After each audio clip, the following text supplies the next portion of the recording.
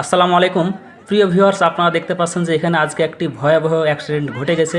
আর এটি হচ্ছে ফুলকুড়ি বাজার ৪ নং নিজামপুর ইউনিয়ন পরিষদ নাচল থানা চাঁপাইনবাবগঞ্জ জেলা। দেখতে পাচ্ছেন দুইজন ব্যক্তি পড়ে আছে এখানে। তারা দুইজন আমনরা দিক থেকে আসতেছিল মোটরসাইকেল নিয়ে। ফুলকুড়ি বাজারের একজন দোকানদার মোহাম্মদ আলিমকে তারা রাস্তায় মেরে দিলে এবং মেরে দেওয়ার পরে তারা দুজন মিলে ছিটকে পড়ে যায় মোটরসাইকেল নিয়ে। দেখতে পাচ্ছেন যে এখানে তারা গুরুতর আহত হয়ে গেছেন এবং মোটরসাইকেলের অনেক ক্ষতি হয়েছেন। দেখেন তারা দুজনে এখানে পড়ে আছেন। দেখতে পাচ্ছেন পালসার গাড়ি একেবারে ভেঙে মুচড়ে একেবারে চৌচির হয়ে গেছে। তো দেখেন আসলে এই অ্যাক্সিডেন্টগুলো কিন্তু আমাদের একটু সামান্য ভুলের কারণে হয়ে থাকে। আর সাধারণত ঈদের পরে প্রচুর রাস্তাতে জ্যাম থাকে। আর একজন মনে হচ্ছে মোটরসাইকেল এত গতিতে চালাচ্ছে, মানে বলার কথা না, মনে হচ্ছে যে রকেটের গতিও ফেল, এত গতিতে যাচ্ছে যে আমি আগে যেতে পারলে আমি একটা বড় পালওয়ান ড্রাইভার হয়ে গেলাম। কেন গাড়িটা নিয়ন্ত্রণে চালানো যায় না? এত গতিতে আপনাদের যাওয়ার কী প্রয়োজন? যে যেভাবে পাচ্ছে গতিতে গাড়ি চালাচ্ছে নিয়ন্ত্রণের বাইরে দিয়ে অ্যাক্সিডেন্ট ঘটে যাচ্ছে। আর এই অ্যাক্সিডেন্টগুলো কিন্তু ঈদের পরে প্রায় এক সপ্তাহ কিন্তু এক ঘটনাগুলো ঘটে, কারণ নিয়ন্ত্রণের বাইরে। দেখেন এখানে দুইজন ব্যক্তি কীভাবে আহত হয়ে তারা পড়ে আছেন আজকে ফুলকুড়ি বাজারে, দেখতে পাচ্ছেন। তো আজকে দেখেন এই যে সামান্য একটি ভুলের কারণে তিনজন আহত হয়ে গেল। ফুলকুড়ি বাজারের যে দোকানদার হালিম, তাকে যখন ধাক্কা দেয় মোটরসাইকেলে, তিনি সাথে সাথে সেখানে পড়ে গেছিলো এবং তাকে দ্রুত মেডিকেলে নিয়ে যাওয়া হয়েছে।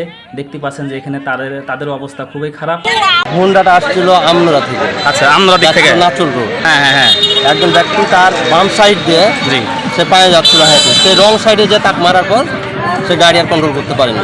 মারাচ্ছে কাকে? ওইটা আমাদের ফুলপুরি মোড়ের এক দোকানদার আলিমকে। ওর কোনো ক্ষতি হয়েছে নাকি? হ্যাঁ, মারাত্মক ক্ষতি। এই সাইডটা পুরা বসে গেছে। এখন আমি সঠিক জানি না, মেডিকেলে আছে। মোটরসাইকেল এত গতি ছিল, আমার মনে হয় যে এটা রকেট ছিল একটা, চোখের পলকে আমাদের চোখের সামনে দিয়ে। আমি ছুঁয়েও দেখিনি। হ্যাঁ, দুইটাই মাল খায় ভুট্টা হয়ে গেছে। আমি মানে পানিও খাওয়াতে যায়নি। নেশা করার জন্য কোনো ইয়ে নাই, রেসপেক্ট নাই। তাদের লাগছে আরো মারার দরকার ছিল। নেশা, গাড়ি কি কন্ট্রোল করবো, নিজে কন্ট্রোল নাই। ওদের বাড়ি কোথায়? তা একজনের বাড়ি বৌদ্ধপুর এবং আরেকজনের বাড়ি দিয়ারা কনপুর। তো এখানকার লোকজনের কাছ থেকে যেটা জানতে পারলাম, তাদের মোটরসাইকেল নাকি অনেক গতিতে ছিল, যার ফলেই তারা নিয়ন্ত্রণ করতে না পেরেই এই অ্যাক্সিডেন্টটি ঘটে গেছে। দেখতে পাচ্ছেন যে ফায়ার সার্ভিসের লোকেরা চলে আসছে তাদেরকে নিয়ে যাওয়ার জন্য। দেখেন যে এই যে এত গতিতে থাকার কারণে কিন্তু আজকে অ্যাক্সিডেন্টটি ঘটে গেছে। তাদেরকে নিয়ে যাওয়ার ব্যবস্থা হচ্ছে, ফায়ার সার্ভিসের ভাইরা চলে আসছে, তাদেরকে এখন এখান থেকে নিয়ে যাবে মেডিকেলের উদ্দেশ্যে। দেখতে পাচ্ছেন যে তাদের অবস্থা খুবই খারাপ হয়ে গেছে, কারণ তারা প্রথমে সেন্সিটিভ হয়ে গেছে, তারা কথা বলতে পারছিল না। তো দেখেন তাদেরকে নিয়ে যাওয়া হচ্ছে। তো আসলে এই যে ঘটনাটা ঘটলো, এখানে এত গতিতে মোটরসাইকেল ছিল, দেখতে পাচ্ছেন যে গাছের ছাল বাকলা উঠে ভিতর দিয়ে মোটরসাইকেল যে নিচে পড়ে গেছে। দেখেন বাঙ্কার কী হয়ে একেবারে ব্যাঁকা হয়ে গেছে।